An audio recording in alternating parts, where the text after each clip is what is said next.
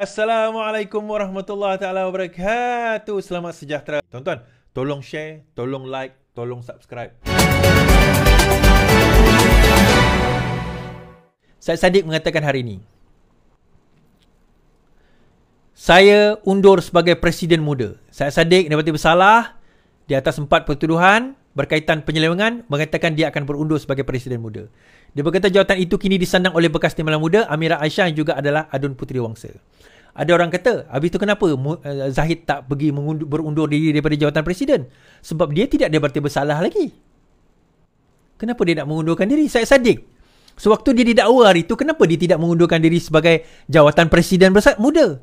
Kenapa sekarang baru undur diri setelah dia dapati bersalah? Itu je. Kan?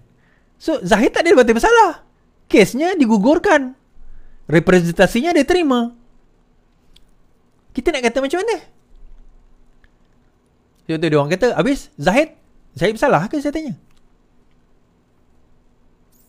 Saya kata, tuan-tuan, sebab itu bila Syed Saddiq kata, last kali saya cerita, terima kasih 12,000, 13,000 orang menonton malam ni. Minat kau dengan Syed Saddiq Dia kata apa? Pemimpin perlu jadi lebih putih daripada putih. Memberi bayangan berkenaan masa depan politiknya, Syed Saddiq berkata pemimpin Malaysia mestilah lebih putih daripada putih, whiter than white. Dia berkata demikian ketika sidang media khas selepas Mahkamah Tinggi menyabitkannya atas kesalahan. Untuk mengubah Malaysia bukan tentang satu individu, tetapi tentang membina institusi melangkaui parti dan personaliti supaya negara dilandasan betul, tidak kira siapa mentadbir. Untuk menjadi pemimpin yang membangun Malaysia, dia mestilah lebih putih daripada putih. Untuk jadi pemimpin yang baik, untuk merealisasikan impian, dia perlu lebih putih daripada putih, katanya. Itu akan jadi faktor penting untuk saya membuat keputusan yang saya akan bawa kepada kepimpinan muda setelah pembincangan dan perundingan. Syed Saddiq berkata dia akan mengumumkan perihal masa depan politiknya. Terdahulu Mahkamah Tinggi menjatuhkan hukuman. Baik. Dia dah umum lah. Dia tarik diri. Now, dia kata bukan individu tetapi institusi. Tetapi institusi itu bermula daripada individu.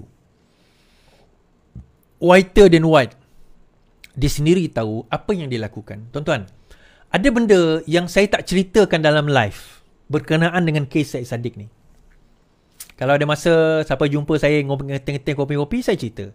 Sebab cerita-cerita ini diceritakan kepada saya oleh mereka yang menerima duit. Bukan orang yang terima duit tu cerita pada saya, tetapi dia adalah pegawai ataupun someone kepada orang yang terima duit daripada Syed Saddiq berkenaan dengan kes ini. So dia ceritakan apa yang berlaku, bagaimana dia kantoi. Sebenarnya duit hilang tu adalah satu perangkap je. Dia ada peristiwa sebelum itu. Yang itu nanti tuan-tuan, saya akan ada satu video saya dedikasikan untuk nak melihat satu persatu kes. Saya akan bawa kes Syed Saddiq. Saya akan buka dan kita akan lihat satu persatu bukti. Saya akan bawa satu persatu apa yang hakim kata, apa yang hakim putuskan, apa yang hakim menilaikan. Kesimpulan yang saya kata bahawa Syed Saddiq memang telah melakukan pecah amanah. Now, sama ada dia sedar atau tidak, itu perkara kedua. Mungkin dia sengaja atau tidak, itu perkara kedua. Itu saya kata dia dalam jenayah dia mens actus reus dan mens rea. Mens rea tu niat, actus reus perbuatan. Kita tak boleh nak baca niat orang. Oh, saya tak sengaja. Saya tak sengaja itu bukan defense. Kita lihat daripada perbuatannya.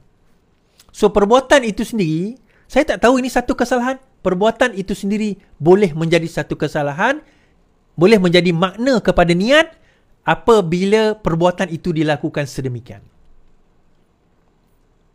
Dan telah terbukti macam saya kata tadi, daripada segi pembahagian, daripada segi perbuatan itu sendiri, jelas Syed Saddiq telah melakukan jenayah. Dan ini telah dinyatakan oleh Mahkamah Tinggi itu sendiri. Pembuktian dia senang dan jelas, tuan-tuan. Dana daripada akaun Bersatu Armada telah dikeluarkan tanpa sebarang persetujuan daripada MKT, Majlis Kerja Tertinggi atau Majlis something tertinggi lah, tapi Bersatu atau Armada punya. Kemudian, tanpa persetujuan itu satu. Itu dah satu kesalahan. Kemudian, dikeluarkan dia, dimasukkan antaranya ke dalam akaun peribadi dan diberikan kepada beberapa orang individu untuk dipegang. Kemudian dia menggunakan alasan lah itu, ini dan sebagainya. Alasan itu adalah alasan. Yang penting, duit itu telah pun dikeluarkan dan dimasukkan ke dalam akaun peribadi atas tujuan apa-apa. Tak penting. Yang penting telah dilakukan dalam kadar dan juga perbuatan yang menyalahi prosedur dan juga therefore sekaligus menyalahi undang-undang.